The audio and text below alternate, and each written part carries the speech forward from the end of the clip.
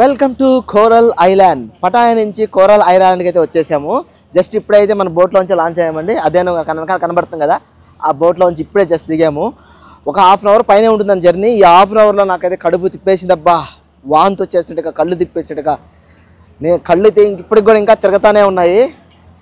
ఎలా జర్నీ చేయగలుగుతారు ఇప్పుడు అర్థమవుతుంది. మత్స్యకారులు ఎలా ఉండగలుగుతారు అని చెప్పి కొన్ని రోజులు తరబడి సముద్రాల్లో ఉంటారు. ఒక అరగంటకే కళ్ళు తిప్పేస్తే వాళ్ళు నిజంగా గ్రేట్ అబ్బా. వీళ్ళ పనితరం స్టార్ట్ చేశారు. థాయిలాండ్లో చాలా వరకు గమనించండి, చాలామంది కూడా ఇదే విధంగా ఒక హాబీ ఉన్నట్టుంది. ఈ విధంగా చేపలు పట్టడం గాలానికి అట్లాగా. కోరల్ ఐలాండ్ నచ్చుంటే ఒక లైక్ కొట్టేసేయండి. మీరు ఎంతమంది పటాయికి ఎవరితో రావాలనుకుంటున్నారో ఒక కామెంట్ అయితే పెట్టేసేయండి.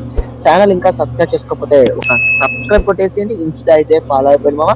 మీ అందరి సహకారం నాకు ఉంటుందని ఆశిస్తూ నేను మీ సాహస యాత్రికుని థాయిలాండ్ సైకిల్ రైడ్. మరి బాయ్ బాయ్, నెక్స్ట్ వీడియో అయితే కలుసుకుందాము. మరి ఉంటానండి.